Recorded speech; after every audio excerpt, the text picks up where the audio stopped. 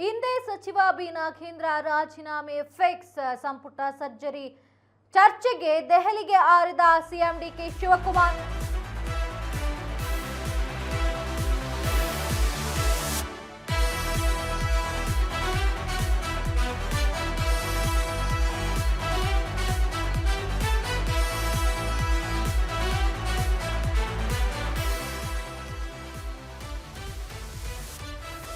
ಹಿಂದೆ ಸಚಿವ ಬಿ ನಾಗೇಂದ್ರ ರಾಜೀನಾಮೆ ಫಿಕ್ಸ್ ಅನ್ನುವಂತಹ ಪ್ರಶ್ನೆ ಎದುರಾಗ್ತಾ ಇದೆ. ಸಂಪುಟ ಸರ್ಜರಿ ಚರ್ಚೆಗೆ ದೆಹಲಿಗೆ ಹಾರಿದ್ದಾರೆ ಸಿಎಂ ಡಿಕೆ ಶಿವಕುಮಾರ್. ಬೆಳಗ್ಗೆ 7 ಗಂಟೆ ವಿಮಾನದಲ್ಲಿ ದೆಹಲಿಗೆ ಡಿಕೆ ಶಿವಕುಮಾರ್ ಪ್ರಯಾಣ ಬೆಳೆಸಿದ್ದಾರೆ. ಅದೇ ಫ್ಲೈಟ್ನಲ್ಲಿ ದೆಹಲಿಗೆ ಹೊರಟಿದ್ದಾರೆ HDK. ಒಂದೇ ವಿಮಾನದಲ್ಲಿ ದೆಹಲಿಗೆ ಹೋದ ಬದ್ಧ ವೈರಿಗಳು ಮಧ್ಯಾಹ್ನ 12 ಗಂಟೆಗೆ ಡಿಕೆಶಿ ಹೈಕಮಾಂಡ್ ಮೀಟಿಂಗ್ ಮಾಡಲಿದ್ದಾರೆ. ನಾಗೇಂದ್ರ ರಾಜೀನಾಮೆ ವಿಚಾರವೇ ಪ್ರಧಾನ ಚರ್ಚೆ ಆಗುತ್ತೆ. ಇನ್ನು ಒಂದಿಬ್ಬರನ್ನ ಕೈಬಿಟ್ಟು ಅತೃಪ್ತರಿಗೆ ಅವಕಾಶ ಕೊಡೋ ಚಿಂತನೆಯನ್ನ ಕೂಡ ಮಾಡಲಾಗ್ತಾ ಇದೆ.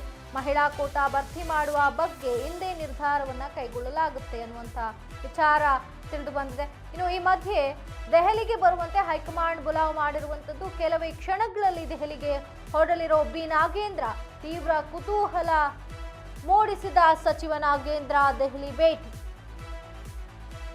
ತೀವ್ರ ಕುತೂಹಲವನ್ನ ಮೂಡಿಸಿದೆ. ಈಗ ನಾಗೇಂದ್ರ ಅವರು ದೆಹಲಿಗೆ ಭೇಟಿ ನೀಡಿರುವಂತಹ ವಿಚಾರ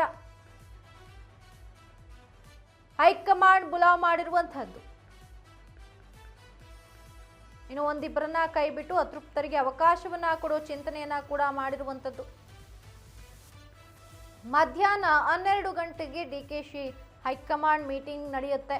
ಇನ್ನು ಆ ಮೀಟಿಂಗ್ ನಲ್ಲಿ ಬಿ ನಾಗೇಂದ್ರ ರಾಜೀನಾಮೆ ವಿಚಾರವೇ ಒಂದು ಪ್ರಧಾನ ಚರ್ಚೆ ಆಗುವಂತ ಸಾಧ್ಯತೆ ಇರುವಂತದ್ದು. ಇನ್ನು ಒಂದಿಬ್ಬರನ್ನ ಕೈ ಬಿಟ್ಟು ಅತೃಪ್ತರಿಗೆ ಅವಕಾಶ ಕೊಡೋ ಚಿಂತನೆ ಕೂಡ ಇರುವಂತದ್ದು. ಸಾಕಷ್ಟು ಮಿನಿಸ್ಟರ್ಗಳು ಒಂದು ಅಸಮಾಧಾನವನ್ನು ವ್ಯಕ್ತಪಡಿಸಿದ್ರು. ಸಚಿವ ಸಂಪುಟ ವಿಸ್ತರಣೆಯಲ್ಲಿ ಅವರಿಗೆ ಯಾವುದೇ ಸಚಿವ ಸ್ಥಾನ ಸಿಕ್ಕಿಲ್ಲ ಎಂಬ ವಿಚಾರದಂತೆ ಕುರಿತಂತೆ ಅಸಮಾಧಾನವನ್ನ ವ್ಯಕ್ತಪಡಿಸಿದ್ರು. ಇನ್ನು ಆ ವಿಚಾರದಲ್ಲಿ ಈಗ ಒಂದಿಬ್ಬರನ್ನ ಕೈ ಬಿಟ್ಟು ಅತೃಪ್ತರಿಗೆ ಅವಕಾಶವನ್ನ ಕೊಡೋ ಚಿಂತನೆಯನ್ನ ಮಾಡಿರುವಂಥದ್ದು. ಇನ್ನು ಒಂದೇ ವಿಮಾನದಲ್ಲಿ ದೆಹಲಿಗೆ ಹೊರಟಿದ್ದಾರೆ ಬದ್ಧ ವೈರಿಗಳು. ಬೆಳಗ್ಗೆ 7 ಗಂಟೆ ವಿಮಾನದಲ್ಲಿ ದೆಹಲಿಗೆ ಡಿಕೆಶಿ ಪ್ರಯಾಣವನ್ನ ನಡೆಸಿದ್ದಾರೆ. ಇನ್ನು ಅದೇ ಫ್ಲೈಟ್ನಲ್ಲಿ ಕೇಂದ್ರ ಸಚಿವ HD ಕುಮಾರಸ್ವಾಮಿ ಅವರು ಕೂಡ ಪ್ರಯಾಣ ಮಾಡಿದ್ದಾರೆ.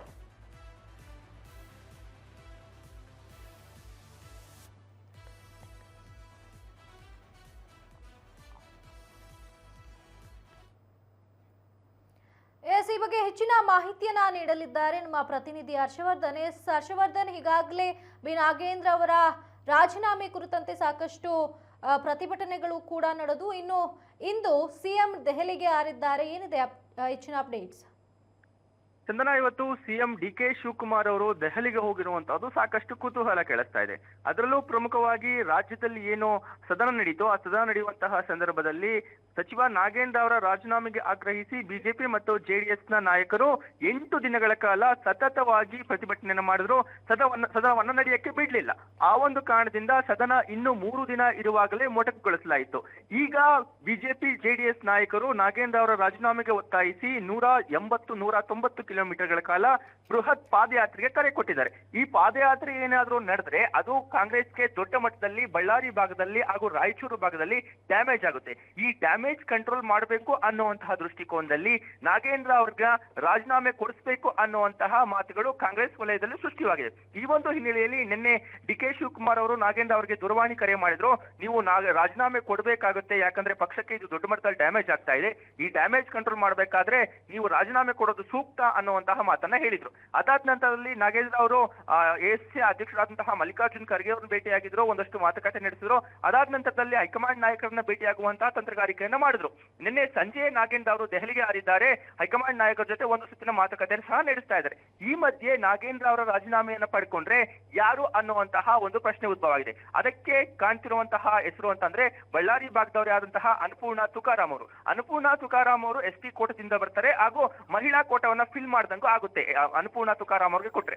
ಮತ್ತೆ ಏನೋ ಇನ್ನೊಂದು ಖಾತೆ ಖಾಲಿ ಇರುತ್ತೆ. ಯಾಕಂದ್ರೆ ಮಹಿಳಾ ಕೋಟದಲ್ಲಿ ಒಂದು ಖಾತೆ ಖಾಲಿ ಇರೋದ್ರಿಂದ ಈಗ ಅನ್ನಪೂರ್ಣ ತುಕಾರಾಮ್ ಅವ್ರಿಗೆ ಕೊಟ್ರೆ ST ಮತ್ತೆ ಮಹಿಳಾ ಕೋಟ ಖಾಲಿ ಆಗಿರೋದ್ರಿಂದ ಇನ್ನೊಂದು ಖಾತೆ ಯಾರಿಗೆ ಅನ್ನುವಂತಹ ಈಗಾಗಲೇ ಮಾಜಿ ಮುಖ್ಯಮಂತ್ರಿಗಳಾದಂತಹ ಸಿದ್ದರಾಮಯ್ಯನವರು ಬಸವರಾಜ ಶಿವಣ್ಣನವರಿಗೆ ಒಂದು ಸಚಿವ ಸ್ಥಾನವನ್ನು ಕೊಡಬೇಕು ಕುರುಬ ಕೋಟದಲ್ಲಿ ಅನ್ನುವಂತಹ ಒಂದು ಹಕ್ಕೊತ್ತಾಯವನ್ನು ಮಾಡಿದ್ರು. ಆ ಒಂದು ಆಧಾರದ ಮೇಲೆ ಬಸವರಾಜ ಶಿವಣ್ಣನವರಿಗೆ ಕುರುಬಾ ಕೋಟದಡಿ ಒಂದು ಸಚಿವ ಸ್ಥಾನ ಸಿಗುವಂತಹ ನಿರೀಕ್ಷೆಗಳು ದೊಡ್ಡ ಮಟ್ಟದಲ್ಲಿದೆ. ಇನ್ನು ಬೆಂಗಳೂರು ಭಾಗದಲ್ಲಿ 2 ಶಾಸಕರನ್ನ ಗೆಲ್ಲಿಸಿಕೊಟ್ಟಿರುವಂತಹ ಪ್ರಿಯಾಕೃಷ್ಣ ಹಾಗೂ ಕೃಷ್ಣಪ್ಪನವರು ದೊಡ್ಡ ಮಟ್ಟದಲ್ಲಿ ಆಕ್ರೋಶವನ್ನು ಹೊರಹಾಕ್ತಾ ಇದ್ದಾರೆ. ನಮಗೆ ಸಚಿವ ಸ್ಥಾನ ಕೊಟ್ಟಿಲ್ಲ ನಾವು ಪಕ್ಷ ಬಿಟ್ಟು ಹೋಗ್ತೀವಿ ಅನ್ನುವಂತಹ ಬಹಿರಂಗ ಸವಾಲನ್ನ ಆಗ್ತಾ ಇದ್ದಾರೆ. ಅವರಿಗೆ ಒಂದು ಸ್ಥಾನ ಕೊಡ್ಲೇಬೇಕಾದಂತಹ ಒಂದು ಅನಿವಾರ್ಯತೆ ಇರೋದ್ರಿಂದ ಒಕ್ಕಲಿಗ ಕೋಟಾದಲ್ಲಿ ಏನೋ ಚಲವರಾಯ ಸ್ವಾಮಿ ಅಥವಾ ಮಾಗಡಿ ಬಾಲಕೃಷ್ಣ ಇಬ್ಬರಲ್ಲಿ ಒಬ್ಬರನ್ನ ರಾಜೀನಾಮೆ ಕೊಡಿಸಿ ಆ ಸ್ಥಾನವನ್ನ ಅವರಿಗೆ ಫಿಲ್ ಮಾಡುವಂತಹ ಚಾನ್ಸಸ್ಗಳು ದೊಡ್ಡ ಮಟ್ಟವಿದೆ. ಇಲ್ಲಿ 3 ಸ್ಥಾನಗಳಿಗೆ ದೊಡ್ಡ ಮಟ್ಟದ ಪೈಪೋಟಿ ಇರೋದ್ರಿಂದ 2 ಸ್ಥಾನಗಳು ರೀಶಫಲ್ ಆಗುತ್ತೆ, ಒಂದು ಏನೋ ಅಂತಿಮವಾದಂತಹ ಆಯ್ಕೆ ಆಗುತ್ತೆ.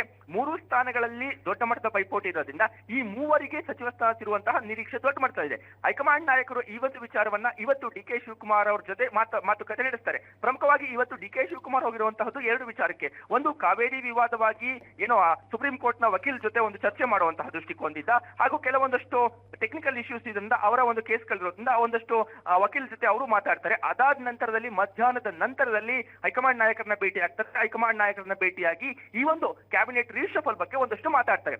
ಪ್ರಮುಖವಾಗಿ ಇಲ್ಲಿ ನಾಗೇಂದ್ರ ಅವರ ವಿಚಾರ ದೊಡ್ಡ ಮಟ್ಟದಲ್ಲಿ ಚರ್ಚೆ ಆಗುತ್ತೆ.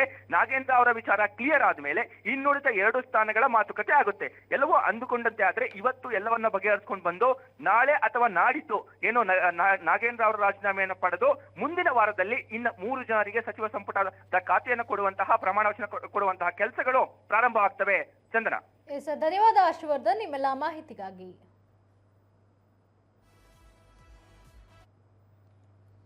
ನಾಗೇಂದ್ರ ಸಚಿವ ಸ್ಥಾನಕ್ಕೆ ರಾಜೀನಾಮೆ ನೀಡುವ ವಿಚಾರ ನನಗೆ ಯಾವುದೇ ಮಾಹಿತಿ ಇಲ್ಲ ಅಂತ ಬೆಂಗಳೂರಿನಲ್ಲಿ ಸಚಿವ ಸತೀಶ್ ಜಾರಕಿಹೊಳಿ ಪ್ರತಿಕ್ರಿಯೆಯನ್ನ ನೀಡಿದ್ದಾರೆ. ನಾನು ಈ ಬಗ್ಗೆ ಉತ್ತರ ಕೊಡುವ ಸ್ಥಾನದಲ್ಲಿ ಇಲ್ಲ. ನಾಗೇಂದ್ರ ನನ್ನ ಬಳಿ ರಾಜೀನಾಮೆ ಬಗ್ಗೆ ಯಾವುದೇ ಚರ್ಚೆ ಮಾಡಿಲ್ಲ. ಸರ್ಕಾರ ಇದೆ, ಮುಖ್ಯಮಂತ್ರಿ ಇದ್ದಾರೆ, ಜೊತೆಗೆ ಪಕ್ಷದ ಅಧ್ಯಕ್ಷರು ಕೂಡ ಇದ್ದಾರೆ, ಅವರು ಎಲ್ಲವನ್ನ ನೋಡಿಕೊಳ್ತಾರೆ ಅಂತ ಕೂಡ ಹೇಳಿಕೆಯನ್ನ ನೀಡಿದ್ದಾರೆ. ಹಾಗೆ ಇನ್ನು ರಾಜೀನಾಮೆ ನೀಡಿದ್ರೆ ಸಹಜವಾಗಿ ವಿಪಕ್ಷಗಳು ರಾಜಕೀಯವಾಗಿ ಲಾಭ ಪಡೆಯಲು ಪ್ರಯತ್ನಿಸುತ್ತವೆ ಅಂತ ವಿಪಕ್ಷಗಳ ವಿರುದ್ಧ ಗುಡುಗಿದ್ದಾರೆ ಸಚಿವ ಸತೀಶ್ ಜಾರಕಿಹೊಳಿ. ಅದ್ರ ಬಗ್ಗೆ ಗೊತ್ತಿಲ್ಲ, ರಾಜೀನಾಮೆ ಕೊಡ್ತಾರಂತ ಟಾರ್ಗೆಟ್ ಆಗ್ತಿರಲ್ಲ, ಅವ್ರಿಗೆ ಕೇಳುವಂತ ಅವ್ರಿಗೆ ಹಕ್ಕಿದೆ ಕೇಳ್ತಿದ್ದಾರೆ. ನಾವಿಲ್ಲ ಅನ್ನೋ ಹಕ್ಕು ನಮಗಿದೆ, ನಾವು ಅದು ಮಾಡ್ತಾ ಇದ್ದೀವಿ ಅಷ್ಟೆಲ್ಲ. ಅದು ನಮ್ಮ ಪಕ್ಷದ ಮೊನ್ನೆ ಹೇಳೇನೆ, ನಮ್ಮ ಪಕ್ಷದ ಸರ್ಕಾರ ಇದೆ, ನಮ್ಮ ಪಕ್ಷದ ಅದಕ್ಕೆ ಅವರು ಅದಕ್ಕೆ ಉತ್ತರ ಕೊಡ್ತಾರೆ, ಡಿಪೆಂಡ್ ಮಾಡ್ಕೊಂಡು ತಿಳಿದಿದ್ದೀನಿ. ಇವಾಗ ಅಷ್ಟೇ ಹೇಳ್ಬೇಕಾಗಿದೆ. ನಮ್ಮ ಜೊತೆ ಅದು ಚರ್ಚೆ ಮಾಡಿದ್ದಾರೆ.